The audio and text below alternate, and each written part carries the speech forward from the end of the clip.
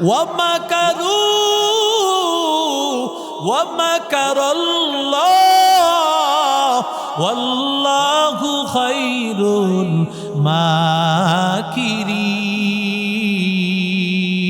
الماكرين আল্লাহ বলেন যেই বাতি আমি আল্লাহ জ্বালাইবো কারণ আমি আল্লাহ ইউসুফকে আমি আল্লাহ নবী বানাইবো আমি আল্লাহ তার সম্মান দিব সুতরাং ইউসুফ নবীর ব্যাপারে যতই ষড়যন্ত্র করো আলেমকে ষড়যন্ত্র করিয়া ডাবানো যাবে না আমি আল্লাহ তাআলা আলেমকে এবার ইউসুফ নবীর হেফাজত আল্লাহ কিভাবে করেন আল্লাহ বলেন ওয়ালাম্মা বালাগা আশুদ্দাহু আতাইনাহু হুকমান ওয়া ইলমা ওয়া কাযালিকা নাজজিল মুহসিনিন আল্লাহ বলেন আমি আল্লাহ ইউসুফ নবীকে আমি আল্লাহ ইলম দিলাম ইলম দিয়ে আমি আল্লাহ ইউসুফকে আমি আল্লাহ কারণ ইউসুফের সামনে বড় বিপদ বিপদ থেকে হেফাজতের জন্য জানা দরকার ইলম কথা বলেন ঠিক কিনা কারণ কোনটা হালাল কোনটা হারাম বুঝতে পারবি না রে যুবক আল্লাহর বান্দা ওরে নবীর আশিক উম্মতের দল আল্লাহ জানেন ইউসুফ নবীর সামনে আছে বড় বিপদ ওরে আল্লাহর বান্দা ইউসুফ নবীকে সেখান থেকে কুরাইয়া লম্বা চওড়া ইতিহাস বলা আমার উদ্দেশ্য না মূল মেসেজ যেটা আমি দিতে চাই ইউসুফ নবীরে কুরাইয়া নিল আজিজ মিসর ও আল্লাহর বান্দা তার স্ত্রী ছিল জুলাইখা জুলাইখা তো সৌন্দর্য দেখিয়া প্রেমে পড়ে গেছে জুলাইখা যখন তার প্রতি আকৃষ্ট কিন্তু ইউসুফ নবী তো আল্লাহর পয়গম্বর আল্লাহর পয়গম্বরেরা আল্লাহর নবীরা ইলমওয়ালারা যাদের মধ্যে আল্লাহর কোরআন আছে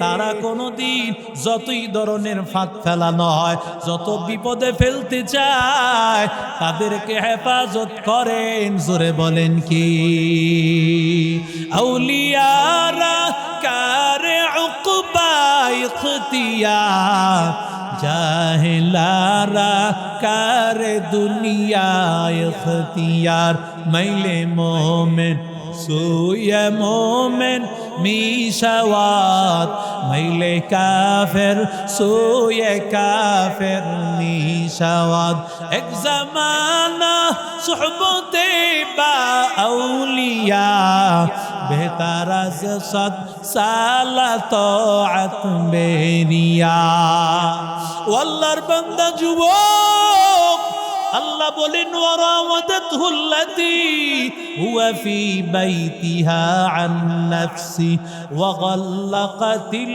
আবওয়াব ওয়া ক্বালাত হাইতা লাক ক্বালা মাআদাল্লাহ ইন্নাহু রাব্বি আহসানা মাসওয়ায় ইন্নাহু লা ইউফলিহু যালিমুন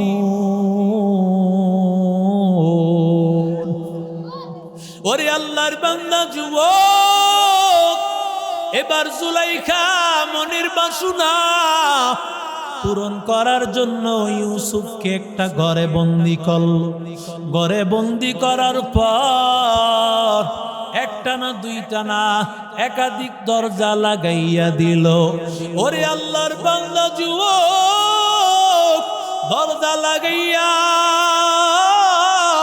এবার জুলাইখা বলি ও ইউসুফ আমার সাথে তোমার মনের চাহিদা আমার মনের চাহিদা পূরণ করা লাগবে তোমাকে আমি পাইতে চাই ও আল্লাহর বান্দা ইউসুফ আলাইহিস সালাতু ওয়াস সালাম আল্লাহ ডাক দিয়া বলেন ওয়ালাকাদ হাম্মাত বিহি ওয়া হাম্মা বিহা লাউলা আররা বুরহানা রাব্বি আল্লাহ তো বলেছেন ও ইউসুফ আমি আল্লাহ তো তোমার বিপদ হবে এই জন্যই তো আমি আল্লাহ তোমার ইলম দান করেছি ইন্নামা ইয়াখশাল্লাহ মিন ইবাদিহিল উলামা আল্লাহকে প্রকৃতপক্ষে ভয় করে কারা জোরে বলেন ওলামায়ে কারাম, জোরে বলেন কারা? ওলামায়ে কারাম প্রকৃতপক্ষে আল্লাহকে ভয় করে। আল্লাহ তাআলা ইউসুফ নবীর মধ্যে আল্লাহ ইলম ঢুকাইয়া, এবার ইউসুফ নবীর সামনে যখন বিপদ, সামনে যখন গুনার হালত তৈরি হয়েছে, ইউসুফ আলাইহিস সালাম যখন জুলাইখা ইউসুফ নবীকে বিপদে পালাইতে চায়, ও আল্লাহর বান্দা ইউসুফ আলাইহিস সালাম, ও আল্লাহর বান্দা ইউসুফ আলাইহিস সালাতু ওয়াস সালাম দৌড় দিয়েছে। কেন দৌড় দিয়েছেন? আল্লাহ বলেন লাউলা আর-রা বুরহানা রব্বি, ইউসুফ নবী আল্লাহর একটা বুরহান দেখেছেন, আল্লাহর একটা দলিল দেখেছেন। কি দলিল দেখেছেন? মুফাসসিরিন কারাম লিখেন, ইউসুফ নবী যখন ওই হালতে আছেন, একজন মহিলা ইউসুফ নবীকে ডাক দিতেছে, কিন্তু ওই সময় ইউসুফ নবী তাকাইয়া দেখতে পায় ইউসুফ নবীর বাবা ইয়াকুব আলাইহিস সালাম। ইয়াকুব আলাইহিস সালাম তো তিনি না, আসলে তার বাবা ইয়াকুবের আকৃতি ধরিয়া আল্লাহ তাআলা একজন ফেরেশতা পাঠিয়ে দিয়েছে। বাবার শুরুতে ওই ফেরেশতা ডাক দিয়া বলে, ইয়া ইউসুফ ইত্তাকিল্লাহ, ও ইউসুফ আল্লাহকে ভয় করো, ইউসুফ আল্লাহকে ভয় করো, আল্লাহকে ভয় করো ইউসুফ। ইউসুফ আলাইহিস সালাতু ওয়াস সালাম যখন এই কথা শুনেছেন, ইউসুফ নবী এবার দিলেন দৌড়। আল্লাহ বলেন ওয়াল্লাযীনা জাহাদু ফীনা লানাহদিয়ান্নাহুম সুবুলানা ওয়া ইন্নাল্লাহা লামাআল মুহসিনিন।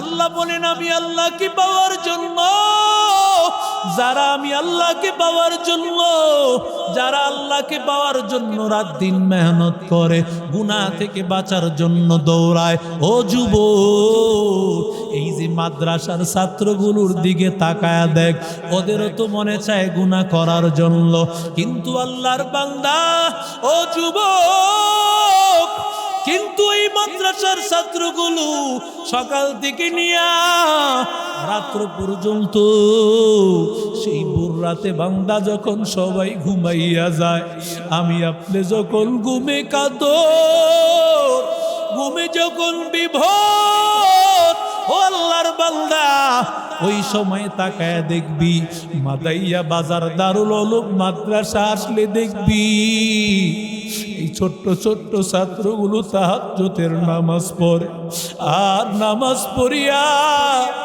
মুনাজাত তুলিয়া আল্লাহকে বলে, আয় আল্লাহ কবুল করে নিও, আয় আল্লাহ, আয় আল্লাহ কোরআনের হাফেজ বানাও, আলেম বানাও, আয় আল্লাহ এই মাদাইয়া বাজারে পড়ি, এই বাজারের ব্যবসায়ী এলাকাবাসী সবাই রে কবুল কর। ও আল্লাহর বান্দা তুমি জানো না, এলাকার মধ্যে রহমত, বাজারে বরকত, ব্যবসার বরকত, তোমার ব্যবসায় বরকত এমনি আসবে না। ও বান্দা মাদ্রাসার কোরআনের ছাত্ররা ওরা দোয়া করে, আল্লাহ বলেন ওই কোরআনের ছাত্রগুলো আল্লাহকে পাওয়ার জন্য গুনাহ সারিয়া, মা বাবা সারিয়া মাদ্রাসার ছাত্রগুলো কষ্ট করে। আল্লাহ তাআলা ডাক দিয়া বলেন ওয়াল্লাযীনা জাহাদু ফিনা লানাহদিয়ান্নাহুম সুবুলানা ওয়া ইন্নাল্লাহা লামাআল মুহসিনিন। ইউসুফ নবী যখন আল্লাহকে পাওয়ার জন্য আমার আল্লাহর মহব্বতে দিলেন দৌড়, সমস্ত দরজা ছিল লাগানো, কিন্তু ইউসুফ নবীর উপর ভরসা হলো কার? আরো জোরে বলে, ইউসুফ নবী আমার আল্লাহর উপর ভরসা করিয়া ইউসুফ পয়গম্বর যখন দিলেন দৌড়, আল্লাহ তাআলা সমস্ত দরজাগুলো আল্লাহ তাআলা খুলে দিয়েছেন। ওরে আল্লাহর বান্দা, মায়ের নবীর আশিক উম্মতির দল ও আল্লাহর গোলাম। মাদ্রাসায় অনেক আল্লাহর বান্দারা পড়াইতে চায় না। অনেকে মনে করে মাদ্রাসায় পড়ালে খয়রাতি হবে। অনেক বড় লোকেরা মাদ্রাসায় পড়াইতে চায় না। আল্লাহর বান্দা বাদশাহ হারুনুর রশিদের দিকে তাকায় দেখো, কত বড় বাদশাহ, কত বড় একজন আলেম, কত বড় একজন বাদশাহ। একদিকে বড় বাদশাহ, একদিকে বড় আলেম, অন্যদিকে বড় একজন আল্লাহওয়ালা। ওই বাদশাহ হারুনুর রশিদ তার একজন সন্তান পুরা ব্যতিক্রম ছিল। বাদশার একজন সন্তান চলাফেরাই তো অন্যরকম হবে। যদি মেম্বরের ছেলে মাদ্রাসায় দারুল উলুম মাদায়া বাজারে পড়ে, দেখবেন তার পাওয়ার কেমন, কারণ সে মেম্বরের ছেলে। ঠিক কিনা জোরে বলেন? পরে তো না পড়লেও দেখবেন অনেক পাওয়ার, কারণ তার বাবা কি? জোরে বলেন।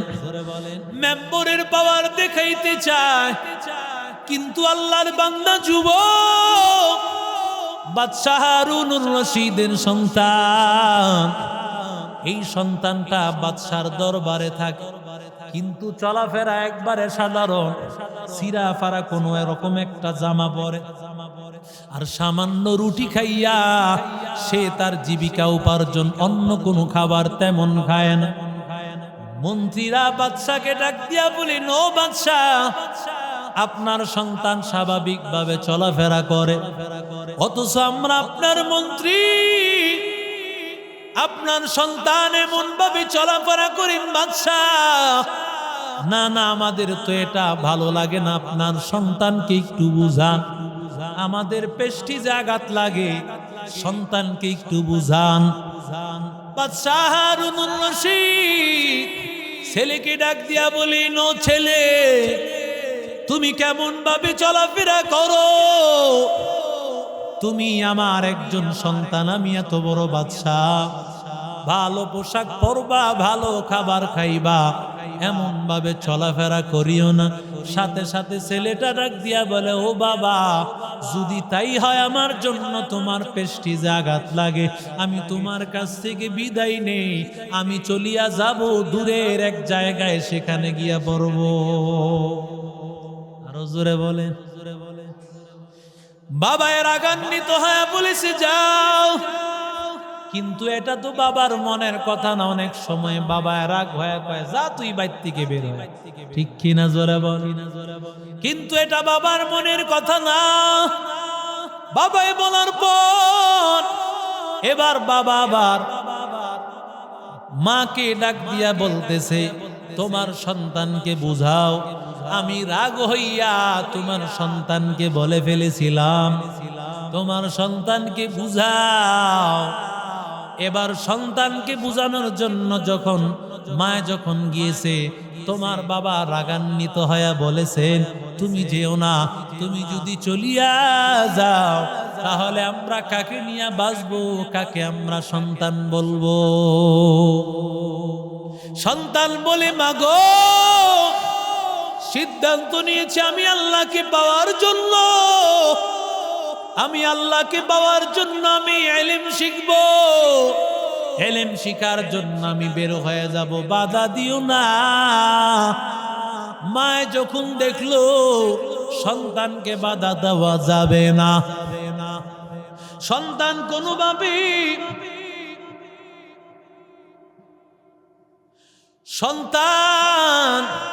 কোন সন্তানকে হয়তো কোনোভাবে বুঝানো যাবে না, এই জন্য সন্তানকে এবার বলল, তোমার হাতে দিলাম একটা আল্লাহর কোরআন, যখন তুমি পেরেশান হয়ে যাইবা একটু পরে পরে আল্লাহর কালাম তেলাওয়াত করবা।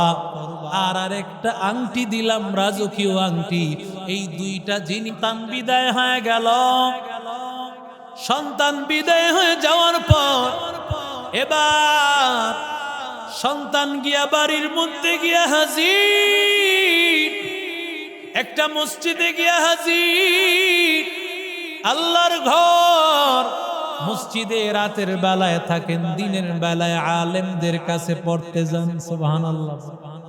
এখনকার মতো মাদ্রাসা তো ওই সময় ছিল না। ওই সময় এমন মাদ্রাসা ছিল না। অনেক আলেমের কাছে গিয়া পড়তে হইতো। ও আল্লাহর বান্দা বাদশাহ হারুন রশিদের সন্তান, তার অবস্থা ছিল তিনি রাতের বেলায় মসজিদে যাপন করতেন, আর সকাল বেলায় তিনি চলিয়া যাইতেন পড়ার জন্য। সপ্তাহে একদিন কাজ করতেন, রাজমিস্ত্রির কাজ করিয়া যা টাকা পাইতেন 6টা রুটি কিনতেন, 6 দিন খাইতেন, আবার একদিন কাজ করতেন, 6টা রুটি কিনিয়া একদিন করে একটা রুটি, আর আল্লাহ তাআলার কোরআন নবীর হাদিস শিখত। সুবহানাল্লাহ, আস্তেগণ। আর আমি পড়ার আগেই জিজ্ঞাসা করি, হুজুর খাবার কয় প্রকার, কয় বেলা খাবার? গরুর গোশত, মুরগির গোশত, ঠিক আছে নি? ঠিক কিনা জোরে বলে।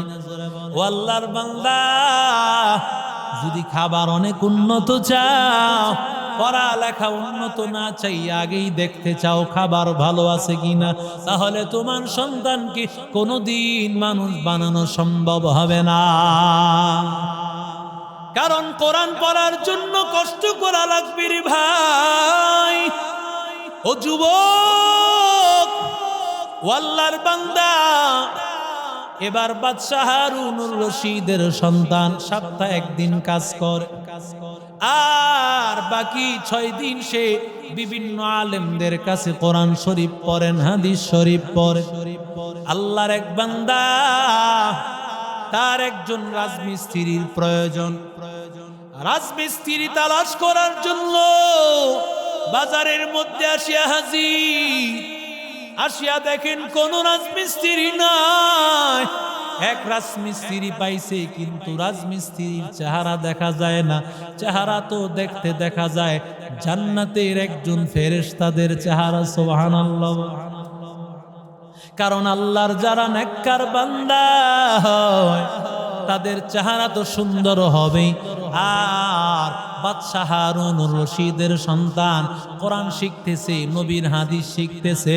ও বান্দা, মাদ্রাসার ছাত্রগুলোর দিকে তাকায় দেখবা, যদিও কালো হয়, এ আমাদের মাদায়া বাজার দারুল উলুম মাদ্রাসার ছাত্রদের দিকে তাকায় দেখবা, কালো হইলেও তাদের চেহারা একটা মায়া আর নুরানি একটা ভাব আছে না না?